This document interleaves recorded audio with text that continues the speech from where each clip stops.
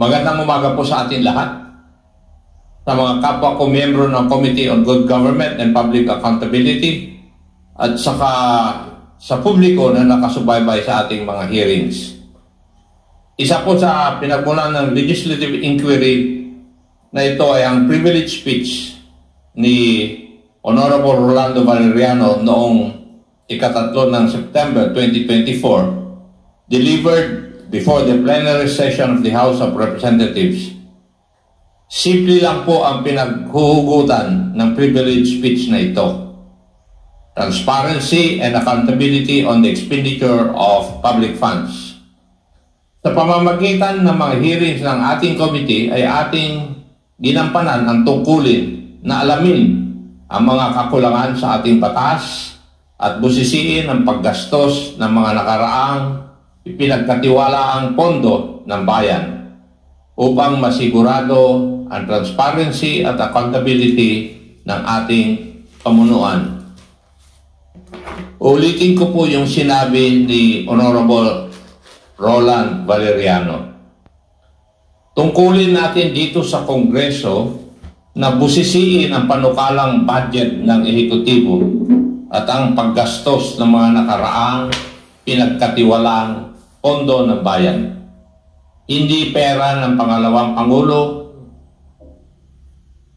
Ang Office of the Vice President budget para sa taong 2022, 2023, 2024 at 2025. Pondo ng bayan yan.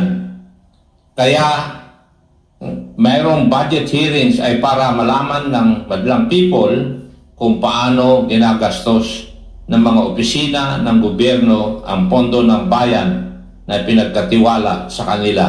Ito po ay ayon kay Honorable Roland Valeriano.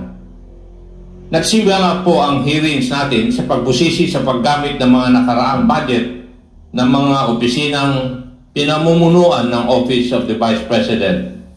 Ang pinakamalaking parte ng pondo sa socio-economic program na umaabot ng humigit kumulang 2.2 billion pesos for 2023 at 1.75 billion for fiscal year 2024, pero hindi po malinaw ang mga benepisaryo. Ayon po sa Office of the Vice President, ang mga components ng programang ito ay ang mga sumusunod: libreng sakay, pagbabago campaign, OVP food trucks, livelihood programs like Magnegosyo Taday and Peace 911, medical assistance, burial assistance, and public assistance. May listahan silang binibigay sa COA ukol sa mga benepisaryo ng mga programang ito.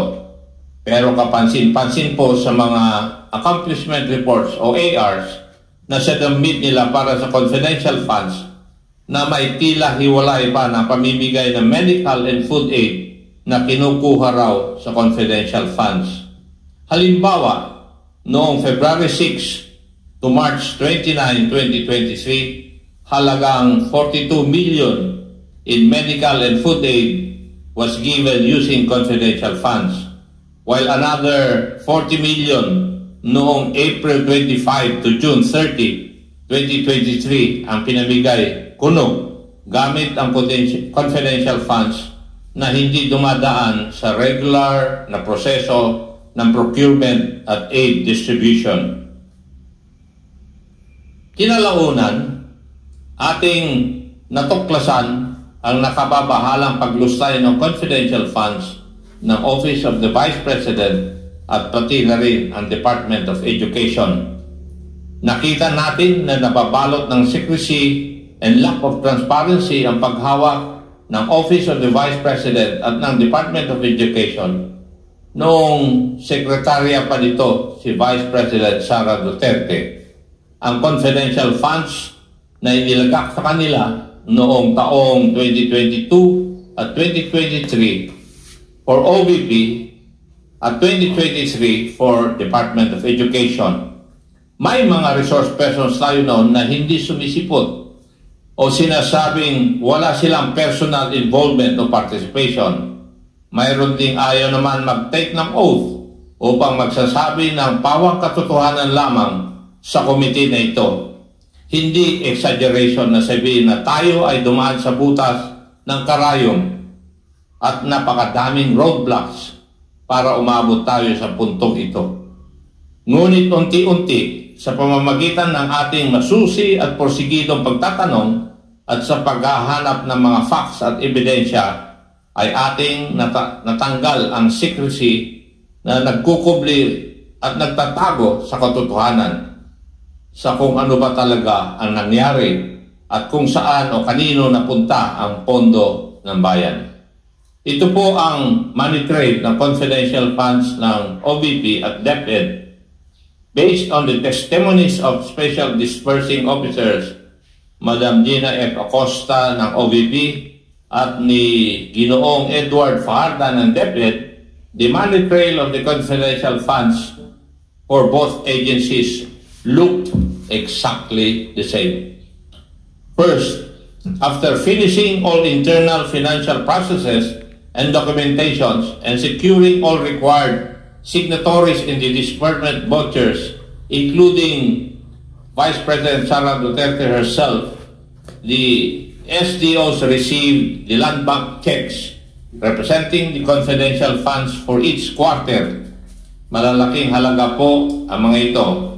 Sa OVP pa lang, nakakuha sila ng 125 million bawat quarter simula noong 4th quarter of 2022 hanggang 3rd quarter of 2023. Sa DepEd naman, 37.5 million kada quarter for 3 quarters or a total of 112.5 million. So matotal, 612.5 million po lahat. The SDOs themselves are the payees in these quarterly checks. The next step was for the SDOs to encash the confidential funds checks. Sabi po ni SDO Edward Fajarda, pina-encash po niya ang bawat isa nung tatlong 37.5 million checks sa Land Bank Dex branch, cold cash. Nilalagay sa 2 duffel bags at isang backpack ang cash. May kasama raw siya noong 3 beses na yon na kilala niya lamang bilang Alan. Matapos mag-encash, dinala niya ang cash sa kanyang opisina sa DepEd. Sabi naman ni SDO Gina Acosta, para sa OVP confidential funds worth 125 million per quarter, pinapaingkas niya ang bawat cheque sa Land Bank Shaw Boulevard branch. Kasama niya si Assistant Chief of Staff Lemuel Ortonio at 2 di mapangalanan driver sa pagpapaingkas ng bawat cheque. 4 na beses, inilalagay raw nila ang 125 million cash sa 4 na duffel bags. Pareho sinabi ni Acosta at Ortonio na mula sa Land Bank ay pumunta na sila sa opisina ni Madam Gina Acosta sa Office of the Vice President. As if it was all planned and orchestrated or part of a common design, both SDO Acosta and Fajarda said that the Vice President directly instructed them to hand over the cash representing the confidential funds to certain security officers. For DepEd, may itinalaga raw si Colonel Raymond Lachica, ang head ng Vice Presidential Security and Protection Group, ng isang security officer na nangangalang Colonel Dennis Nolasco, kung saan weekly nagbibigay ng pondo si SDO Fajarda amounting to 4 to 6 million per week. For the Office of the Vice President, si Colonel Lachica raw mismo ang security officer na buong pinag-aabutan ni SDO Acosta ng 125 million every quarter. Matapos di umano ibigay ng mga SDOs ang pera sa mga security officers na sina Colonel Nolasco at Colonel Lachica, wala na raw silang partisipasyon sa actual disbursement ng confidential funds. Wala silang ibang basehan sa kung anong nangyari sa pondo, kundi sa pamamagitan ng mga accomplishment reports na kailangang ihanda, isumite para sa liquidation ng confidential funds. Malinaw po sa kwento ng mga SDOs na hindi sila ang nag-disburse o nagbayad ng payments to the informants and other supposed payees ng confidential funds. Naturalmente, hindi rin sila ang gumagawa ng accomplishment reports kasi wala silang kaalaman kung paano nagasta ang pera ng bayan. Ito po ang parehong sinabi sa hearing ni na SDO Acosta at SDO Fajarda.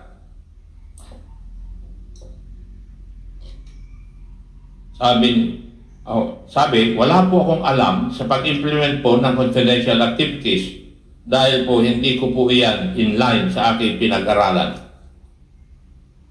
Your Honor, hindi po kasi ako ang expert diyan. Si Colonel Nolasco po, siya po kasi ang gumawa niyan. Ito po yung mga sagot ng ating mga resource persons noong mga hearing. It is also being made to appear that the acknowledgement receipts or the documentary evidence of payments, o tawag natin ay debt, supposedly also came from these security officers. Hindi po malinaw para sa akin ang kwento nila kung kailan inaabot sa kanila ng security officers ang acknowledgement receipts. Pero ang malinaw po sa mga AOMs ng COA na hindi sinubmit ang mga acknowledgement receipts kasabay ng kanilang mga liquidation reports. Mukhang parating na lang afterthought ang pag-submit ng acknowledgement receipt sa COA. Ito ay sinubmit kasabay ng mga letter response na pirmado ni Atty. Poa para sa DepEd at para sa OVP ni na Atty. Lopez and Ginoong Ontorio. Sila ang nag-submit ng acknowledgement receipts sa COA. Isa pong obserbasyon sa mga revelations na ito ng mga SDOs at mga ibang opisyal at dating opisyal ng DepEd at OVP, tila ba sinasaya tayong nililito, nililigaw at pinapagulo ang narrative sa kung ano ba talaga ang nangyari sa OVP at DepEd confidential funds. Kung inyong matatandaan, nung una ay sinabi nilang tanging ang mga SDOs lamang ang may kaalaman sa disbursement ng confidential funds. Ngunit nang magpakita na ang mga SDOs sa committee hearings at tinanong sila, wala din daw silang alam sa mga detalye patungkol dito sa mga confidential funds. Lahat po sila ay nagtuturuan. Pero sino nga ba ang pumirma sa mga accomplishment report at certification? Ang mga SDOs at si Vice President Sara Duterte. Kung totoo ang sinabi ni na SDO Acosta at Fajarda, malinaw na ito'y paglabag sa Joint Circular 2015-01 o ang guidelines sa paggamit at pag-audit ng confidential at intelligence funds na tila ginamit lamang sila bilang middlemen o pass-through ng pondo, nananatiling misteryoso at tago kung saan talaga napunta ang confidential funds. Isang butas sa guidelines na dapat tugunan sa pamamagitan ng batas. Mula sa Davao City na lumaki noong siya ay mayor hanggang sa mas malalaking pondo ng mapas sa kamay niya bilang Vice President at DepEd Secretary, nakakapagtaka rin ang obsession ni Vice President Sara sa confidential funds. Marahil ito'y dahil sa kalakip ng opacity at antas ng secrecy sa pag-disburse ng mga confidential funds na tila nagiging daan upang ito'y abusuhin ng walang accountability.